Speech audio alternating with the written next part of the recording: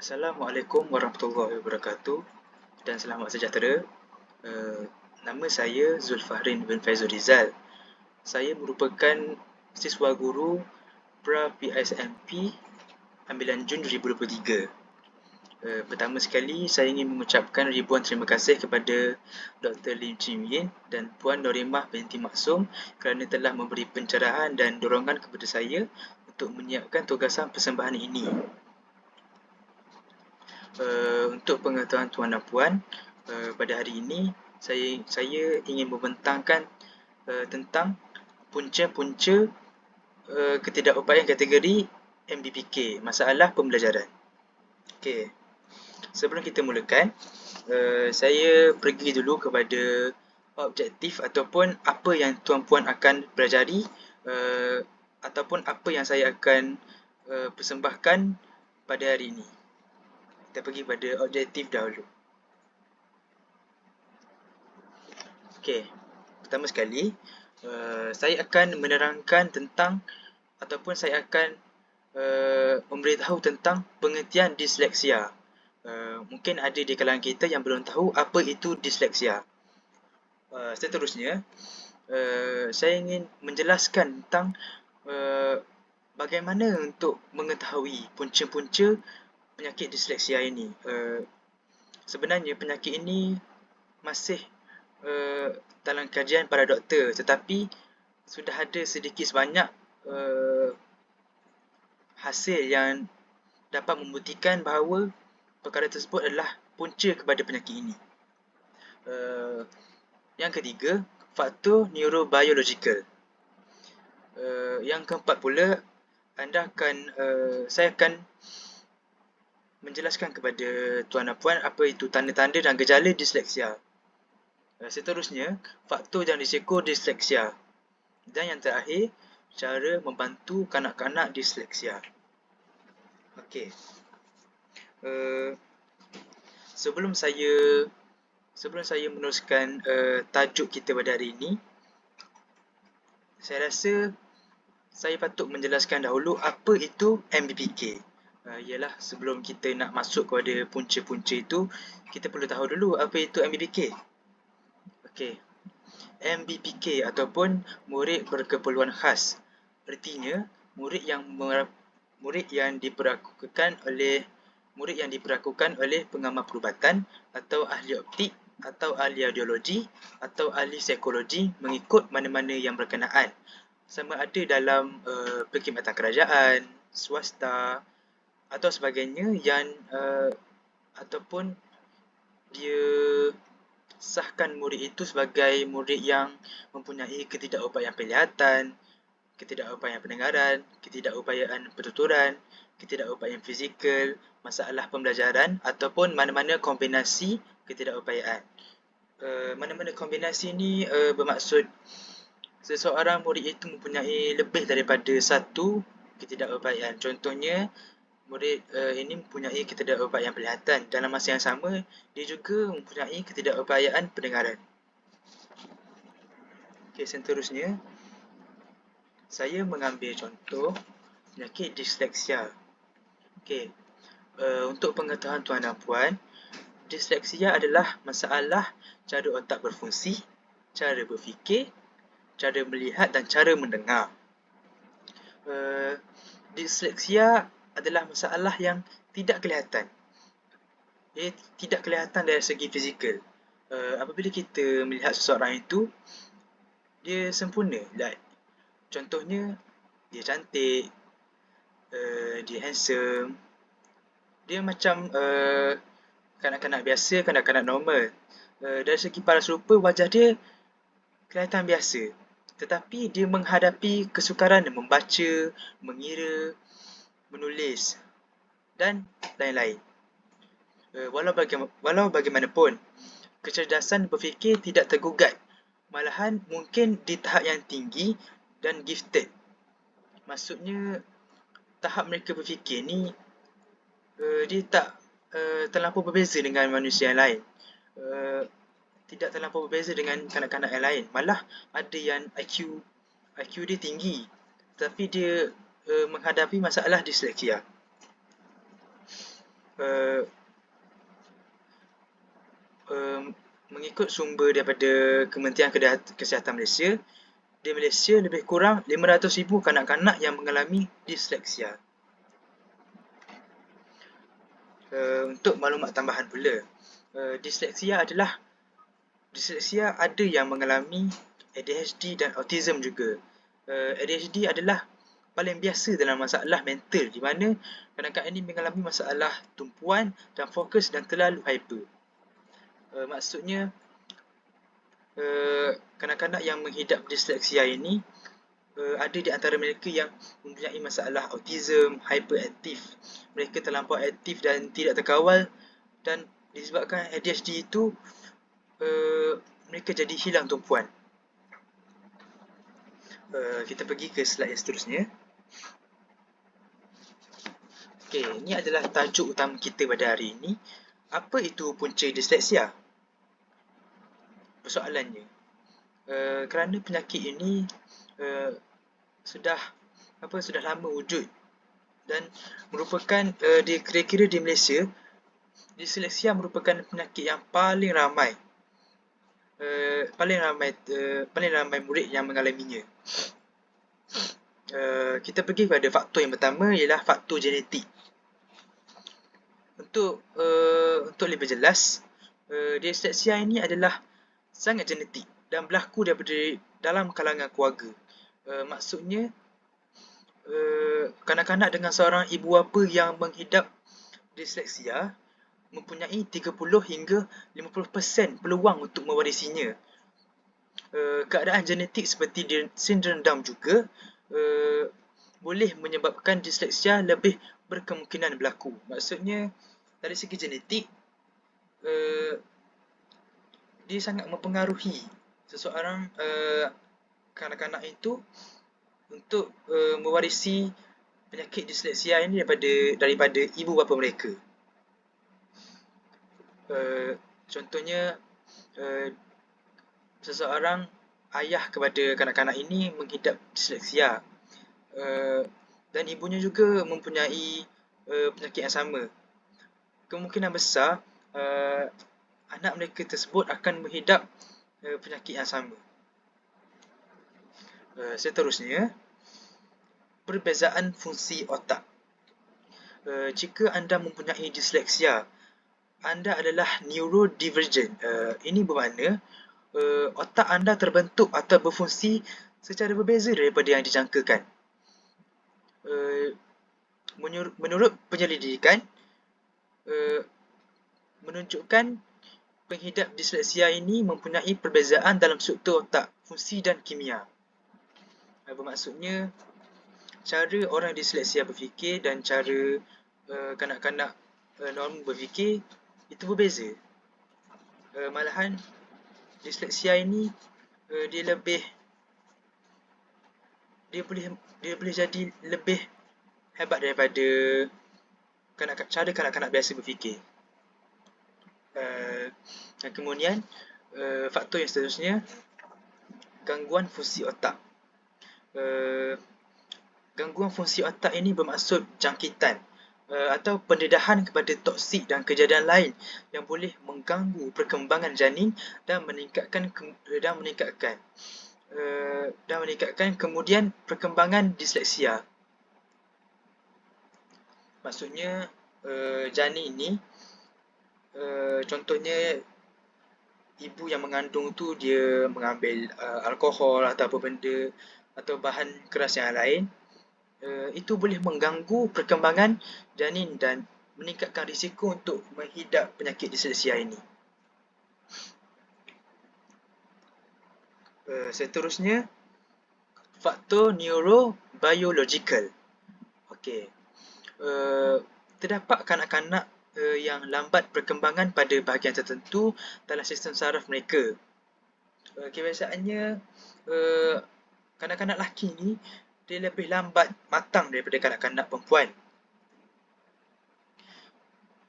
Dan malangnya, kelewatan kematangan ini juga kemungkinan menjadi punca kepada disleksia. Untuk pengetahuan semua, faktor neurobiological ini merupakan punca yang perlu dititik beratkan dalam masalah disleksia. Kerana korteks penglihatan otak ialah bahagian korteks sebelum yang bertanggungjawab terhadap pemprosesan penglihatan. Jadi, masalah pemprosesan visual menyebabkan seorang sukar membaca. Menurut Hatum, pada tahun 1980, dia mengatakan bahawa kesukaran membaca disebabkan oleh sistem saraf pusat yang tidak berfungsi dengan baik. Maknanya, masalah membaca kan merupakan simptom-simptom kepada murid yang berkemungkinan menghidap penyakit disleksia. Maksudnya, perkara tersebut terjadi kerana sistem saraf pusat tidak berfungsi dengan baik. Dan penyakit disleksia ini dia unik. Kenapa saya kata unik? Kerana seperti yang saya cakap tadi, disleksia ini mempunyai kekurangan dan kelebihan dia. Murid yang menghidap penyakit disleksia ini, dia kurang fokus, ada yang baca terbalik. Contohnya kita sebut ABC, disebut CBA, ataupun ada satu perkara tu dia nampak terbalik. Contohnya cara kita belajar ABC dulu kan. Kita belajar ABC dulu, A, B, C, D. Tetapi cara orang disleksia belajar, dia A, B, C, macam tu. Dan apa yang kelebihannya juga, kanak-kanak yang menghidap disleksia ini, dia kadang-kadang boleh menjadi lebih fokus daripada murid-murid biasa apabila aktiviti yang dilakukan itu lebih terhad. Dan jika ada keistimewaan murid disleksia ini, apabila dia mempunyai satu minat terhadap sesuatu, dia akan fokus kepada sesuatu perkara itu dengan semaksimal mungkin. Contohnya, apabila dia contohnya jika dia minat seni, maka lukisan dia itu kebanyakannya sangat menarik dan menarik perhatian individu lain. Kerana ini sebuah fakta tentang disleksia, murid yang menghidap disleksia ini dia sangat kreatif. Kebanyakannya dia sangat kreatif. Kerana untuk kita mengajar murid yang mengalami disleksia ini, kebanyakannya dia tidak mengajar yang terlampau formal. Dia banyak menggunakan visual, nota-nota pendek untuk mereka lebih cepat faham. Kerana yang menghidap penyakit ini, dia tidak dapat fokus dengan semaksimum mungkin. Dia tak suka baca buku yang panjang, dia tak suka perkara-perkara yang terlampau banyak. Maka ini adalah satu kelebihan bagi mereka. Dan perkara tersebut sangat menarik untuk saya. Kerana bagi saya sebelum ni saya tidak mengetahui murid yang mengalami disleksia itu akan terjadi seperti ini. Tetapi bila saya membuat rujukan tentang penyakit ini, saya rasa macam penyakit ini ada kelemahan dan kelebihannya yang tersendiri. Okey, seterusnya, tanda-tanda dan gejala disleksia. Apabila kanak-kanak semakin dewasa, disleksia selalunya boleh kelihatan seperti kesukaran mengeja perkataan mudah. Contohnya, kita nak eja ayam, dia mengeja A, Y, G, A. Maksudnya dia sukar bagi dia untuk membuat sesuatu yang ataupun mengeja perkataan yang mudah. Okey, seterusnya, masalah mempelajari nama huruf. Maksudnya, dia sukar untuk mempelajari sesuatu huruf seperti A, B. Dia tak mengenali dia tak mengenal Dia tak mengenal mana satu A, mana satu B, mana satu C. Seterusnya, yang ketiga, masalah untuk membunyi atau menyebutkan perkataan baru. Seperti yang saya cakap tadi, murid yang menghidap disleksia ini, dia akan fokus pada apa yang diminat. Dan dia akan dia akan mengambil semaksimum mungkin atas perkara yang diminat sahaja. Contohnya, apa yang saya cakap, dia minat haiwan. Maksudnya dia akan membuat rujukan tentang haiwan itu sampai dia puas dan sampai dia betul-betul meningkatkan kemahiran dia dalam tajuk tersebut. Maksudnya contohnya apabila dia sudah terbiasa dengan perkataan gembira, sedih, dan contohnya disebut ayam. Dan apabila guru menyuruh mereka untuk menyebut udang, dia akan mengalami sedikit kesukaran untuk menyebut perkataan tersebut. Dan seterusnya, masalah mempelajari cara bunyi yang bersatu. Contohnya,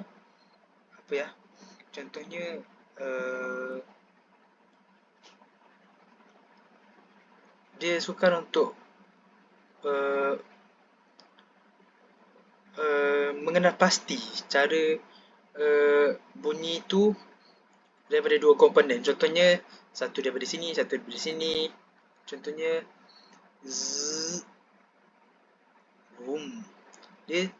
saya rasa dia kurang pasti dan tidak lambat untuk mengenal pasti bunyi tersebut. Seterusnya, faktor dan risiko. Okey. Untuk slide kali ini, saya akan memberitahu sedikit sebanyak tentang pendedahan toksik tentang kanak-kanak yang mengidap disleksia ini. Okey, yang pertama, pendedahan toksik.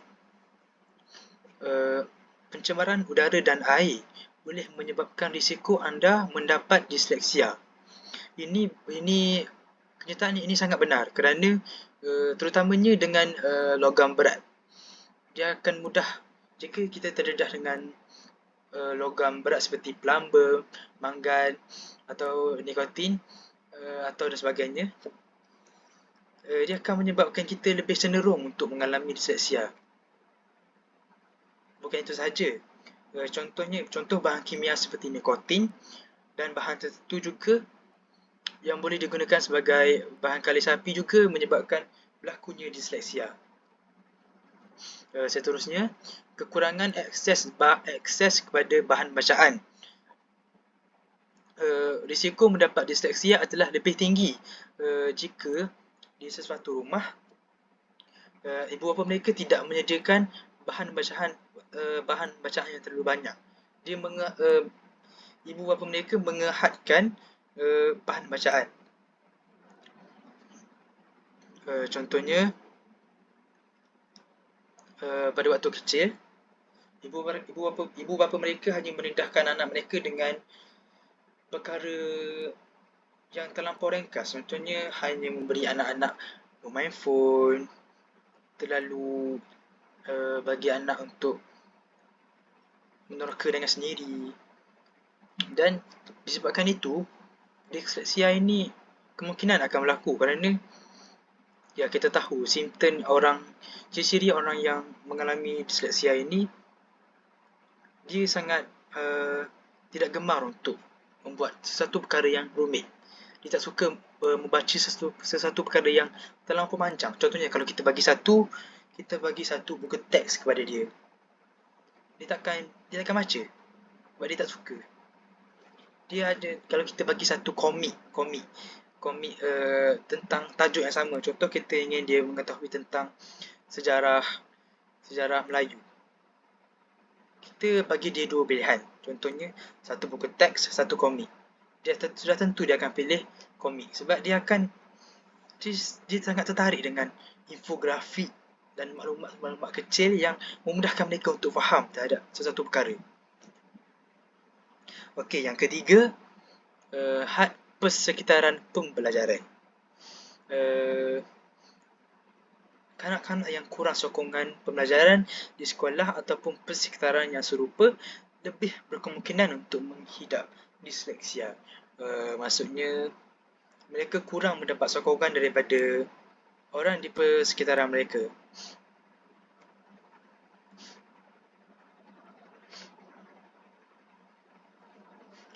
Seterusnya, terdapat beberapa cara untuk membantu kanak-kanak yang menghidap disleksia ini. Yang pertama, melalui terapi pertuturan. Terapi pertuturan ini boleh dilakukan oleh ibu bapa ataupun guru mereka sendiri. Sama ada ingin menghantar kalau ibu bapa, sama ada ingin hantar mereka kepada pakar, doktor atau sebagainya. Seterusnya, latihan pendengaran dengan bantuan komputer. Kebiasaannya, penyakit ini, solusi ini dijalankan beramai-ramai di sekolah oleh guru-guru di dalam satu makmal komputer atau sebagainya. Seterusnya, menulis huruf atau perkataan.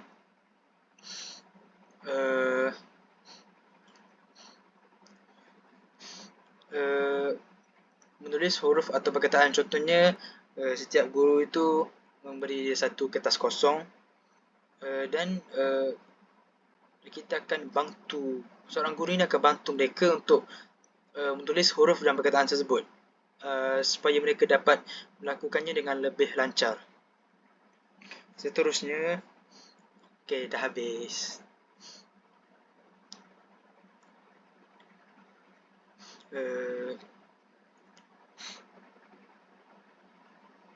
Maafkan saya. Saya tertinggal sedikit. Seterusnya, kita boleh gunakan video atau alat audio untuk belajar supaya dapat lebih menarik minat mereka lagi, kan. Okey, selain itu juga kita perlu mempraktikkan konsep ajar berlebihan, tetapi ada hasil, dan akhir sekali kita akan merasa pergerakan bibir. Okey, itu saja daripada saya.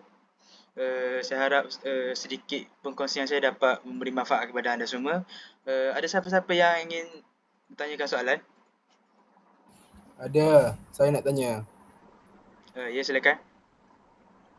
Okey, saya nak tahu biasanya kebiasaannya di manakah ujian disleksia ni dibuat dan berapa kos untuk membuat ujian ni? Adakah tinggi? Itu persoalan saya.